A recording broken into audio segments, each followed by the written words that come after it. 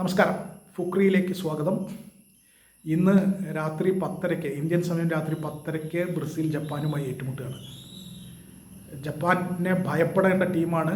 കഴിഞ്ഞ ഒക്ടോബറിൽ ഫ്രണ്ട്ലി മാച്ചിൽ സൗഹൃദ മത്സരത്തിൽ ബ്രസീലിനെ തകർത്തതാണ് ജപ്പാൻ 2-3 ഗോളുകൾക്ക്. അതുകൊണ്ട് തന്നെ ബ്രസീൽ ശരിക്കും നല്ല സൂക്ഷിച്ചിട്ടാണ് ഇറങ്ങുന്നത് ജപ്പാനെതിരെ. നല്ല ടീമാണ് ജപ്പാൻ എന്നത് ബ്രസീൽ കോച്ച് കാർലോ അഞ്ചലോട്ടിക്ക് നല്ല പോലെ അറിയാം.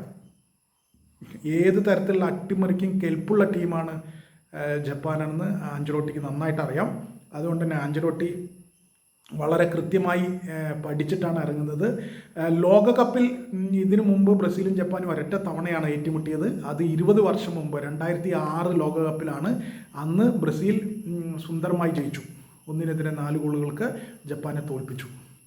അപ്പോൾ ലോകകപ്പിൻ്റെ ചരിത്രം ബ്രസീലിന് അനുകൂലമാണ്. പക്ഷേ നിലവിലെ ഫോം വെച്ച് നോക്കുമ്പോൾ ജപ്പാനെ നമുക്ക് ഒരിക്കലും വില കുറഞ്ഞ് കാണാൻ പറ്റില്ല. കഴിഞ്ഞ 10 അന്താരാഷ്ട്ര മത്സരങ്ങളിൽ ഒന്നുപോലും തോറ്റിട്ടില്ല. അവർ 10ലും തോൽക്കാതെയാണ് വരുന്നത്.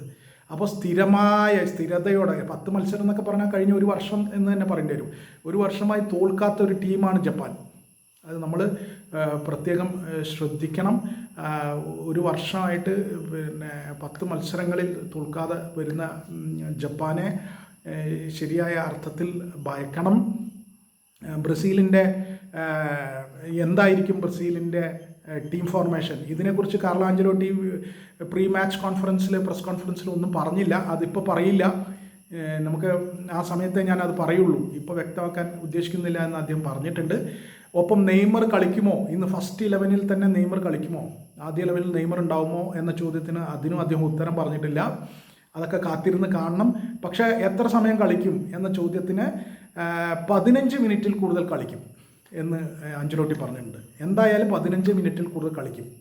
ഈ 15 മിനിറ്റിൽ കൂടുതൽ കളിക്കുമെന്ന് പറയാൻ കാരണം കഴിഞ്ഞ മത്സരത്തിൽ 15 മിനിറ്റാണ് സ്കോട്ട്ലൻഡിനെതിരെ നെയ്മർ കളിച്ചത്. അപ്പോൾ അതുകൊണ്ട് തന്നെ ഇതിൽ കഴിഞ്ഞ മത്സരത്തിൽ കളിച്ചതിനേക്കാൾ കൂടുതൽ സമയം കളിക്കുമെന്ന് ഉറപ്പ് പറയുന്നുണ്ട് ആഞ്ചലോട്ടി. എന്നാൽ നെയ്മർ ആദ്യ ലെവലിൽ ഉണ്ടാവുമോ എന്ന് ഒന്നും പറയുന്നുമില്ല. അതിനർത്ഥം നെയ്മർ ആദ്യ ലെവലിൽ ഉണ്ടാകില്ല എന്ന് തന്നെയാണ്. എത്ര മിനിറ്റ് കളിക്കുമെന്ന് വെച്ചാൽ 15 മിനിറ്റിൽ കൂടുതൽ എന്നേ അദ്ദേഹം പറയുന്നുള്ളൂ. അപ്പോൾ അതിനർത്ഥം നെയ്മർ പകരക്കാരനായിരിക്കും എന്ന് തന്നെയാണ്. അപ്പോൾ ഈ മത്സരത്തിലും പകരക്കാരനായിട്ടാണ് നെയ്മർ ഇറങ്ങാൻ സാധ്യത. എന്തായാലും 15 മിനിറ്റിൽ കൂടുതൽ കളിക്കും എന്ന് പറഞ്ഞിട്ടുണ്ട്. ഇനി മുന്നേറ്റത്തിൽ വിനീഷ്യസ് ജൂനിയർ, മത്തേവസ് കുന്യ, റയാൻ, ഈ 3 പേര് തന്നെ ആകാനാണ് സാധ്യത ഫസ്റ്റ് 11-ൽ.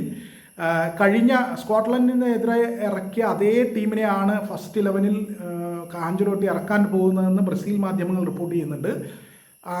അത് ആ റിപ്പോർട്ടുകളാണ് ഇപ്പോൾ ടീമിനെ കുറിച്ചുള്ള ഫസ്റ്റ് 11-നെ കുറിച്ചുള്ള ഒരേ ഒരു വിവരം നമുക്ക് കിട്ടിയിട്ടുള്ളത്. അപ്പോൾ അത് വിശ്വസിക്കുകയാണെങ്കിൽ സാധാരണഗതിയിൽ എല്ലാ കളിയിലും ഫസ്റ്റ് 11-നെ മാറ്റി പരീക്ഷിക്കുന്ന അഞ്ചലോട്ടി ഇത്തവണ കഴിഞ്ഞ കളിയിലെ അതേ ടീമിനെ നിലനിർത്താൻ ഉദ്ദേശിക്കുന്നു എന്ന് വേണം മനസ്സിലാക്കാൻ. എന്തായാലും നമുക്ക് കാത്തിരുന്ന് കാണാം. ബ്രസീലിനെ സംബന്ധിച്ചിടത്തോളം അത്ര ചെറിയ ടീമേ അല്ല ജപ്പാൻ. അതിഗംഭീര ടീമാണ്, അതിഗംഭീര കളിയുമായിരിക്കും.